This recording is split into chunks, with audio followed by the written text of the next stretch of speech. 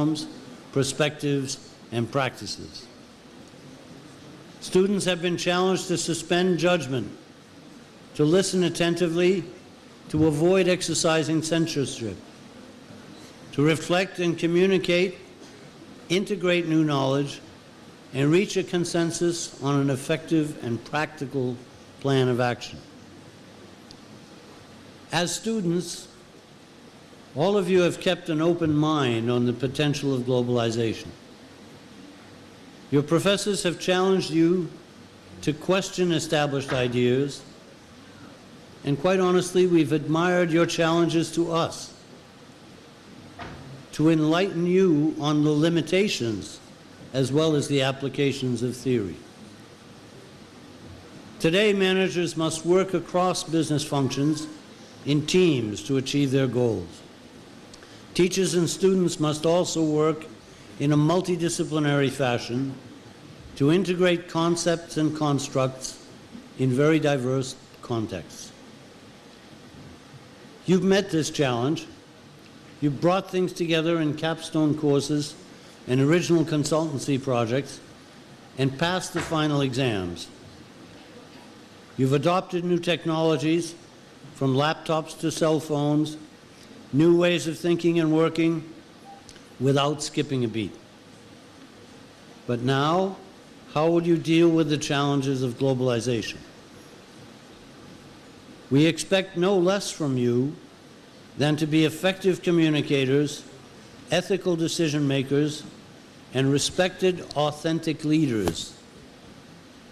Leaders who are learning and modeling continuously how to collaborate as well as to compete, how to lead as well as to follow, how to innovate as well as to conserve, and how to contribute as well as to benefit. For most of you here today, your journey at UNYT ends as you march out of this ceremony. In that brief walk, it's going to be quite natural to think about the life ahead. I know that your thoughts are already focused to the extent that your minds can focus after your activities celebrating last night. You're focused on simply getting out of here, as if you had been prisoners at UNYT. It may surprise you, but I, and I'm sure many of my colleagues, many of us, can relate to that feeling of liberation. Some 40 years ago, about this time of year, I recall crossing the campus of my alma mater with only one thought in mind: that this was going to be the last stupid final examination that I would ever take for the rest of my life. And it was. Okay? So I know your feeling, right? The relief of being done, the excitement of experiencing life now without having to worry about what part of it is going to be on the final examination. Be happy. Enjoy it. Celebrate. You've earned it, and your family and friends who shared the sacrifices of these years well deserve it.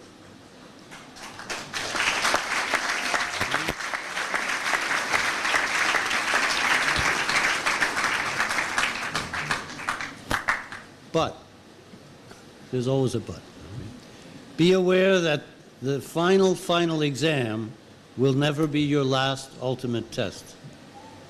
Because fortunately or unfortunately, for better or for worse, all life is one big test, just as all life is one big learning curriculum. Again and again, you'll have to apply your critical thinking skills, suspend your beliefs, unleash your imagination, listen, understand, and meet the arguments of others to unravel the paradoxes of the world. It will be like a case study again, a class discussion, a group project, or a team presentation. An intellectual exercise in thinking and clarifying your ideas. but the risks and the stakes will be higher, and you'll have to define and defend your position. You'll have to make a commitment. You have to stand up, as philosopher Morton Adler said, and meet the responsibility of making up your own mind. So as you look to the future, enjoy and cultivate the possibilities for complex reflection. Avoid the temptation of irresponsible indecision, the paralysis of analysis, and take a stand for active engagement. Your interest in the bigger world around us and how to make an impact on it is reassuring to all of us who are conscious that we're handing over a planet desperately in need of some fresh ideas. What can you do? How can you help? How can you align social intelligence and integrative thinking with a successful career?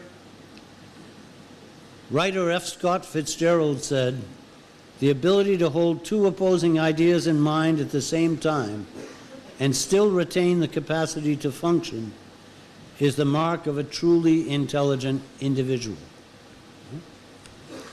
If we look just recently at the news that's new every day, the Dean told us, inflation in the prices of petroleum and fossil fuels are affecting us all at the pump. Increases in basic food costs have led to demonstrations, strikes, and riots in Egypt, Tunisia, and elsewhere. Refugee crises have left 5.5 million homeless people in China. China has mobilized its awesome economic engine, investment and priorities to produce low-cost relocation homes for only $460. A week before China in May, Cyclone Nargis hit Myanmar, affecting more than 2.5 million people with potential disease outbreaks and starvation. With lessons learned from the 2004 Asian tsunami, aid agencies set up distribution hubs and relief clusters based on the organizational efficiency models of courier companies like UPS or DHL. Okay? While the government was trying to control and claim credit for the flow of aid. Once again, business and industry have shown they have the resources, financial, managerial, and technical, to be both socially and environmentally responsible. They only need one thing: your leadership. So, have you considered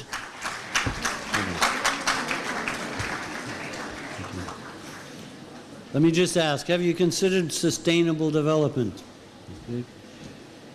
It's concerned with global pandemics, climate change, equitable employment, hunger, poverty, okay, natural resources and disasters, urban violence.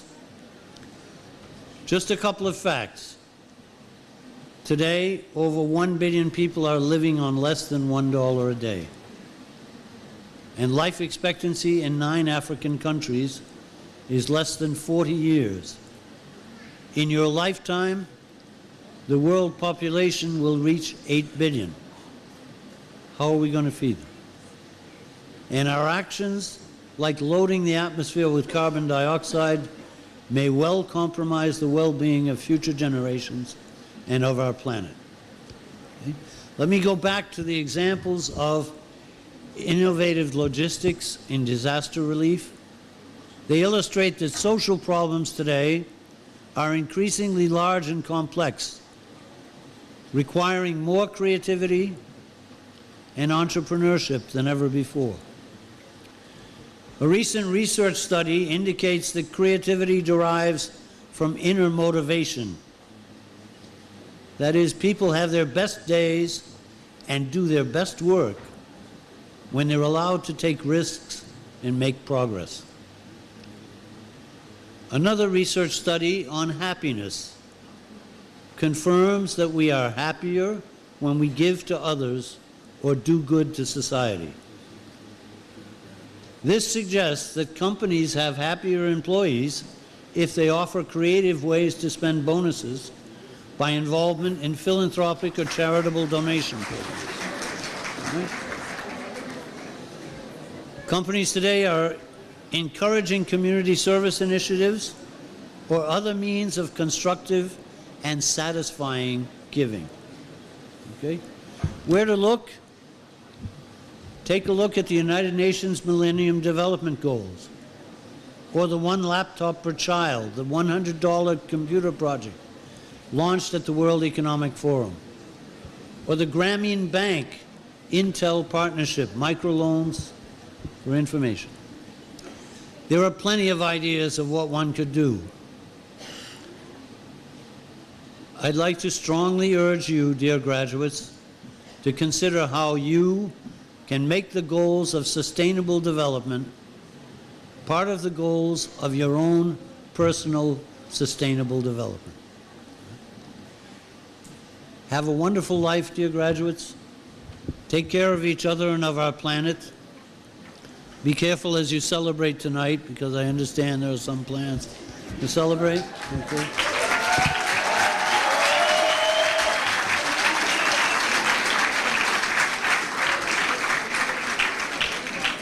And then, for the rest of your lives, work hard and share with others.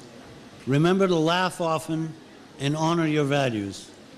I thank you. Congratulations, class of 2008.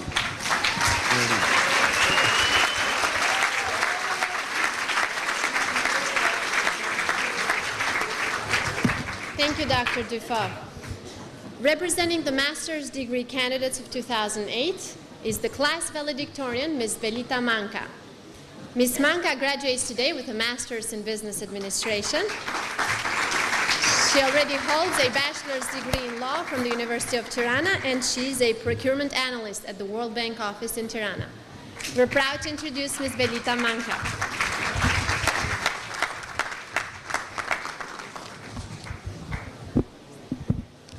Mirëmbrëma të tërëve, do doja që këtë fjalë përshëndetje t'ja drejtoja në Shqip, të tërë familjarëve, miqve, shokëve, studentëve.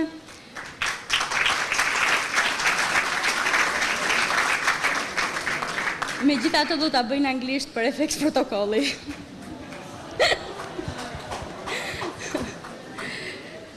Distinguished guests, professors, students, colleagues, MBA co-sufferers, good afternoon or good evening. I'm thrilled to talk on your behalf about our joint achievement tonight. Yes, guys, we made it. It is an honor and a privilege for me to be part of this special class. We have gathered here this evening to celebrate the completion of an exciting chapter in our lives. Our MBA graduates group represents the new generation of professionals who see education not only as an ornament, but as a tool for the development of a country. What made this MBA program so wonderful? We got to know new people, interact on a one-to-one basis with university staff who calls us by first name. And more importantly, we benefited from an excellent learning environment. The IUKB MBA program has provided us with a new way of thinking, a new set of skills, and the ability to work successfully in teams. Qualities which we will take with us and apply in our future challenges. This year and a half will be preserved in our memories. This year and a half will be preserved in our memories.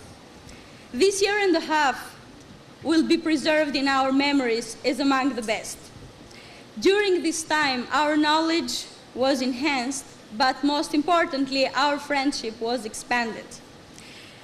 We will remember with great nostalgia the cold Friday afternoons in winter, the hot summer weekends which we had to spend in the university auditorium, the simulation exercise of the marketing class, which we took so seriously, and above all, the lack of punctuality